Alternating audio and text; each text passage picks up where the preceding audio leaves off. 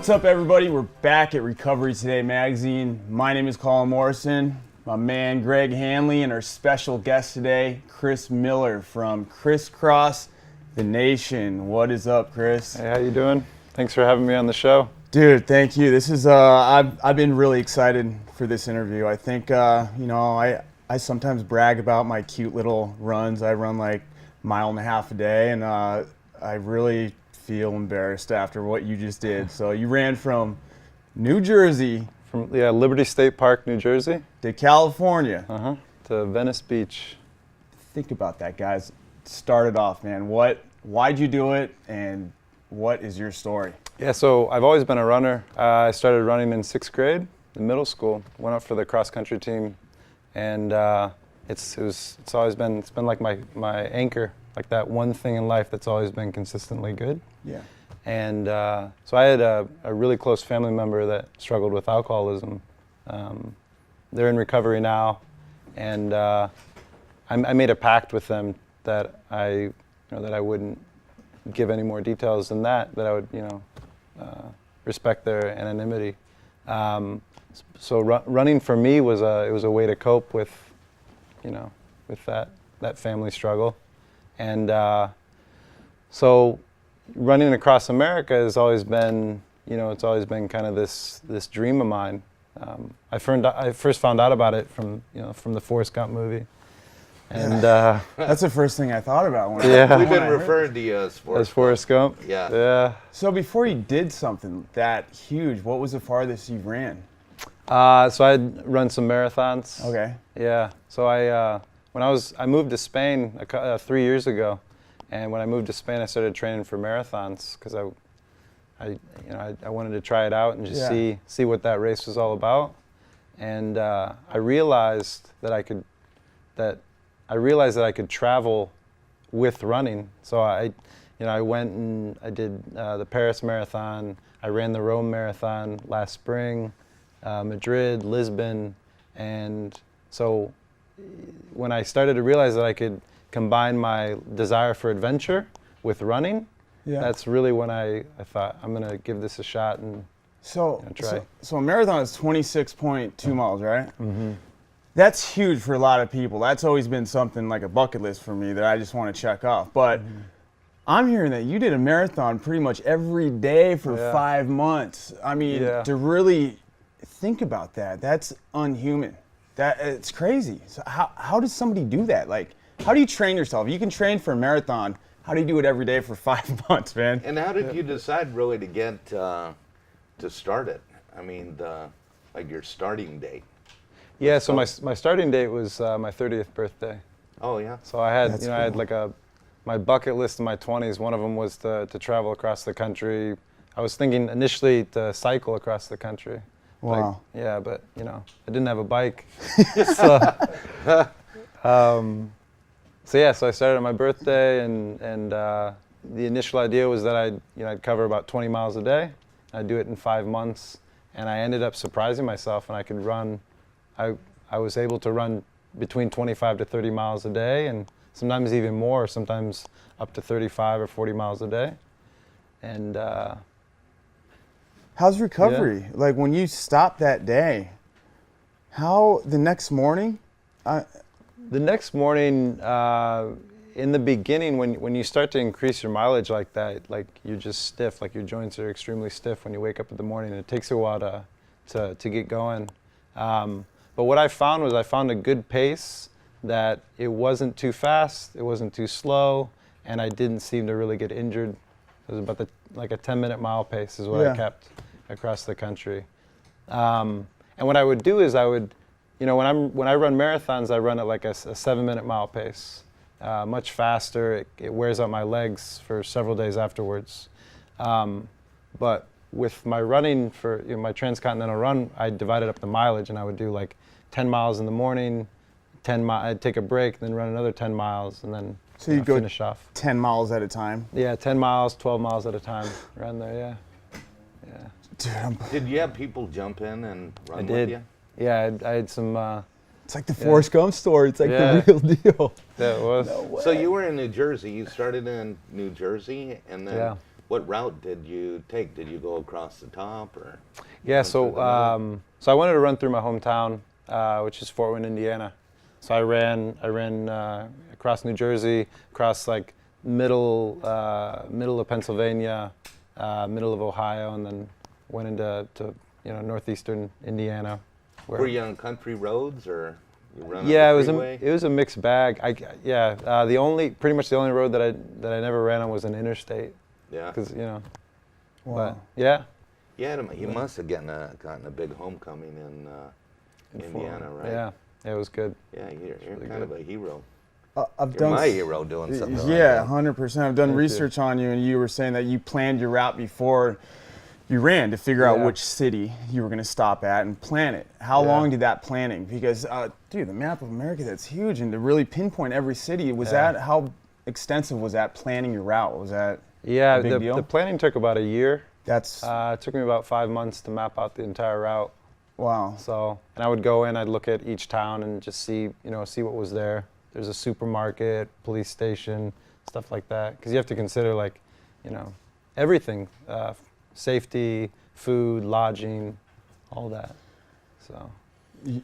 You're a person I really look up to you. So for me, and this is why I say that, for me, when I got out of rehab, I never ran. I never did anything before running. I rode motorcycles. But after rehab, running was the number one thing that saved my life and kept me to stay sober. And to this very day, every single person that comes up to me and like, how do you stay sober? I tell them, get your running shoes on and run. Because it's everything you don't do when you're an addict. Unless you're running from the police or running to get your neck sacked, pretty much, For me, I run every day, and it's so much clarity, and you feel good when you're done running. Yeah. And for me, I run a couple miles a day. I think that's a big deal. So I get it, but I don't get it because you're on a whole different playing field, and that's why I look up to you, man. Thanks, man. It's huge. And for recovery, I think this is a big thing for people, to look at. Just instead of just thinking about something, do it. You thought about this and you went out and did it, man. You did it. It's huge. Thanks. Well, and having a voice for recovery by doing something as significant as you have done, it's going to give you a chance to have a forum to actually do some real good for people. And, you'll find that because of this adventure, I guess I will call it, that you're going to save lives. And that's pretty cool. Because I know you did this based on to bring attention to addiction and alcoholism. So what are you going to do with that now? Yeah, so what we were doing during the entire journey, other than running, is we were documenting it. We would go to different facilities and interview people, and with a final product in mind. The final product was making a documentary about it, but the whole emphasis was to tell stories of hope, with the idea of eliminating stigma, changing shifting culture, changing the way that we perceive addiction, but also to bring to light the recovery aspect of it, because a lot of times you don't hear those stories. So that's what we were really gearing towards as we traveled across the country. Did you have some significant aha moments? Oh yeah. When you were going through and meeting people, and I imagine you discovered. That's what I'm thinking right now. There's so much stuff that had to have been going on, so much crazy stuff you've seen. What was the number one person out of this whole trip that really touched you, and maybe just that one person? Did you meet somebody like that? Well, oh yeah. I'm sure many. So the loved one that's in recovery, I spoke to them every day on FaceTime audio. So I had my cell phone, and I carried a hydration pack, and we'd talk for, you're out on the road for hours, and so we talked for hours, and they're just doing so great. It's nice to have them back. Yeah.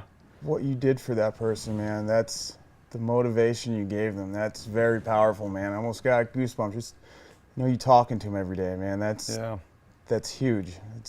And I wanted to tell them that I loved them in my way. And it's one thing that I realized was you can take any obscure skill and use that to inspire someone to, to go out and pursue their dreams. You ran across the country to inspire your relative in recovery. I've heard some guys do some things. That's about the biggest thing I ever heard of. Yeah, congrats on that. Yeah, nothing comes close. Normal people I'll go to an AA meeting with you. Yeah. I'm gonna run across America. That's crazy, man. That's so much respect to you, man. Thanks. Let's get down to the nitty gritty. What are some crazy stuff you've seen? I mean, did you almost get mugged? Did you? There's got to be some crazy stories, man. Let's hear it. Yeah. So I never got mugged, but the farm dogs were wild. I got chased several times. Yeah. Wow. Yeah. So that was pretty scary. Traffic was brutal in parts as well. Wow. So, and I went through some rough neighborhoods, but yeah, nothing. What was your no crew? real close What calls. did your crew consist of? It was me and my cousin. That was your crew. Yep. Yeah. It's a good crew. Mm-hmm. I think for a lot of people watching this, they're looking at this magazine for hope. How do you get over the times where maybe you think you couldn't make it? The times maybe if you had it where you wanted to give up. And there's a lot of struggling addicts out there that don't know how to continue. How do you give somebody hope? How to push on through, the tough times? How did you do it? There had to have been a time like where you were just laid out, ran out of fuel. How do you get over that milestone? Yeah. A lot of the aha moments were realizing that this thing was bigger than me. Yeah. It started off as a personal goal, and the more and more involved I got in the project, the more and more I realized that it was much bigger than me. There were a lot more people involved than I thought would get involved. Wow. And the only reason that I got to the beach yesterday was because of all the help that I received along the way. And generosity came at extremely unexpected times, and those were always really powerful moments, and they always took a while to process afterwards. So I think, I asked a buddy a couple of weeks ago, how am I going to repay everyone, for all the help that they've given me along the way? You repaid them by showing them that you did it. I mean, you're doing it now. And I think for the rest of my life, that's going to be a goal of mine, is to repay everyone for all the help that I received. It's amazing, guys, so I don't know the significance of what you did to somebody in recovery is there's nothing owed. There's nothing. People couldn't do enough for somebody who's done what you've done. Exactly. And especially, in these times, and if you were visiting centers or stopping and meeting people, that the United States is in a crisis right now. Yeah. And it's not getting better, it's getting worse by the daily, and there's a lot of people that are talking about what's going on, but not really doing much. Mm-hmm. Their hands are tied, and you've been in the mix. Did you run in Ohio? Yeah. So you're meeting people in Ohio, and you started in New Jersey, right? Yeah. That whole area up there is just, they don't have enough places that they can put the bodies of people who were losing. And we get a little bit of a voice, but somebody who's doing something, I'm hoping that you get to do all the big shows and all of that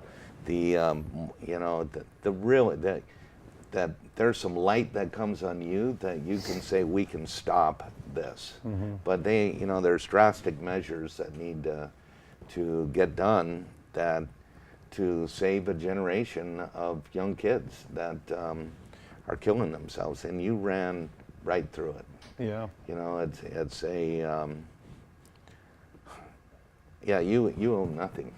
Yeah, we owe you. I wonder how many people got sober because of your story. I mean, there's had to been so many that looked at you and they're like, man, if he did that, I can change my life. You know, you've helped a lot of people, man. I mean, I hope so. People watching this right now. Yeah. Well, and it's going to go on for a while. You know, so you have your documentary and and it's going to bring light to this. Mm-hmm. You know, I talk a lot of times on the opiate crisis. I've been for years about the fact that the same guys that created the epidemic are also the ones selling the cure. Yeah. And It's crazy. yeah, you know, and as long as something doesn't get done on the front end, there's nothing that we can do on the backside of it. And you've seen it. Were you in centers that had 200 people? And did you see some big ones? We were out there? we were never in extremely large centers. No. We visited some transitional living, some halfway houses, and What some did you do smaller when operations. you got there? I mean, would you do that at night after you'd run for the day? You'd find a treatment center. Would you speak there? Or? Yeah, I'd speak there. We'd interview clients as well. Okay. So. You got to see what it looked like, right? Yeah. Yeah, it's kids. And then, talking to people on the street as well. And one story that stands out in particular, I was in New Berlin, Pennsylvania, and just talking to people on the street there. One woman, she gave me a bunch of articles that had come out recently about the opioid epidemic in the Tri-County area there. And they were naming the generation, the lost generation. Mm-hmm. Yeah, they are. I mean, Yeah, it's Daniel keeps calling it the heroin generation. It is. You know, there's a county in Ohio, Huron County, and it's nicknamed Heroin County because they've just lost so many. I didn't know Ohio was such a big state for that. Yeah. Ohio is under siege. Really? Yeah, I've been doing a lot of stuff in Ohio, and I mean, it's to a point they had to get those trucks for like frozen meat trucks. Yeah. To store the bodies because the morgue didn't have enough room for them.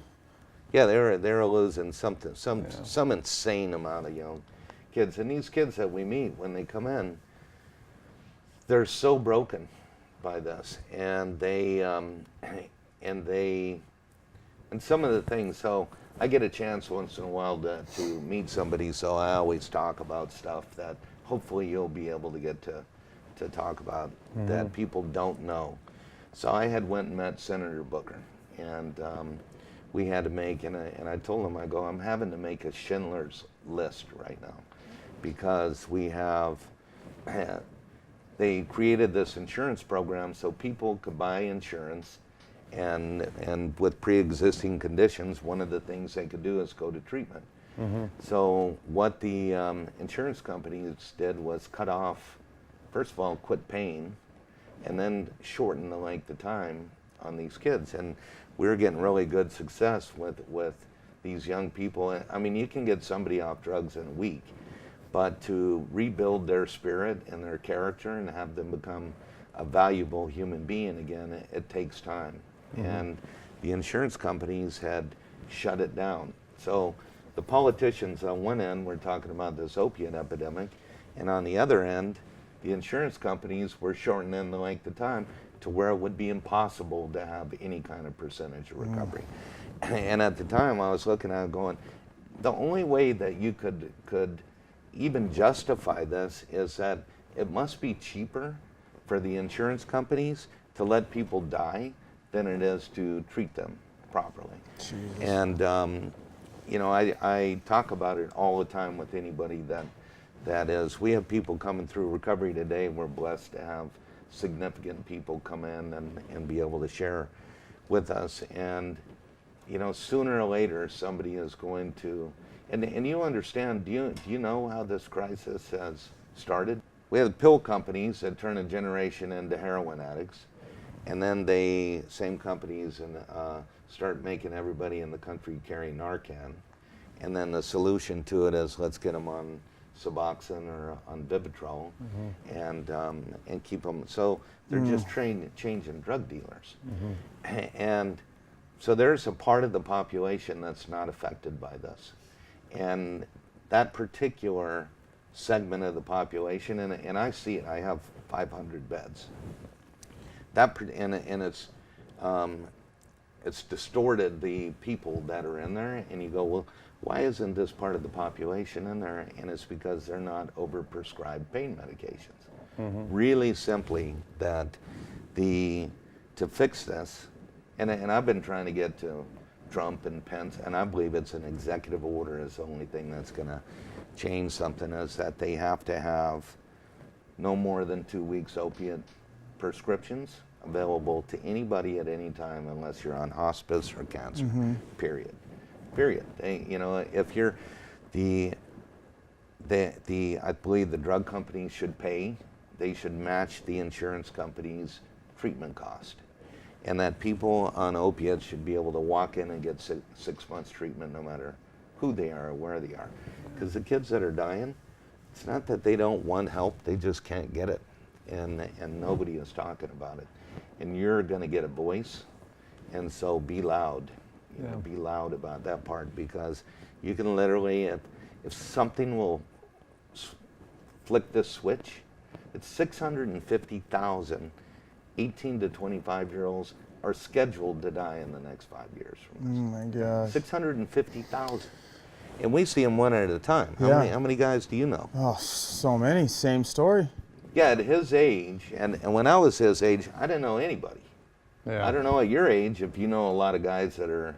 know a couple. Yeah. Well, it's disgusting, everybody. They don't know how to get clean. They don't have the resources. It's disgusting. Yeah, there's a lady I met the other day, 20,000 bed lady, and she's asking each treatment center to donate a bed. And so far she's treated 2 million people. And probably of anybody I've met, that was the most significant thing that I've seen. So, God bless you what you did. I mean, it means a lot to us. Yeah, I think like you said, there's not enough people doing stuff about it. I mean, with you, started Recovery Today magazine, Sober Recovery, you're in the forefront doing something about it. You were definitely doing something about it, man. What's next for you? What do you do after you ran across America? I mean, you kind of topped it, unless you want to go skydiving with no parachute. What do you do? What's next? What's next I'm for you? not sure. You haven't thought about it? We'll be working on the documentary. Yeah. For sure. Yeah, that'll take at least 6 months to edit. So we'll be doing that and hopefully touring it and showing it to as many people as we can. It's going to live online, and the plan is for it to be completely free, so anybody can watch it. That's so cool. Focusing on that. And I have a question. What was it like running the last 20 miles? And this was yesterday, right? Yesterday was the last 5. So the day before that was 20. So what was it like seeing that light at the end of the tunnel right there? It must have been emotional, or that's a powerful thing, right? It hit me right when I saw when I kind of could start to see the ocean. My buddy that was running with me, he just points to, he goes, "Look at that, dude. That's the ocean." And it hit me like a wave. That's amazing. I just got goosebumps. It's over. It was wild. Wow. Yeah. Oh man, that's powerful stuff, man. Very powerful. Do you have any other questions? No, I just again want to congratulate you Thank for you. What you've done, and no, we have a following. We've been following you through this at Recovery Today, and we champion you. Thank you. And anything we can do to support your efforts and your documentary, just know that we're at your service and indebted to you for the work you did. Thank you. And thanks for taking the time after all of us to come out to Ventura. Yeah, thanks for having me. And see you. Yeah, thank you. I need to shake your hand, man. Thanks, man. Yeah, it's an honor, really an honor. Well, I guess we'll end it at that, you guys. I mean, if this man can run across America, I feel that anybody can overcome their battles with addiction through this magazine, Sober Recovery, and this man's story. So, yeah, thank you again, and thank you guys very much.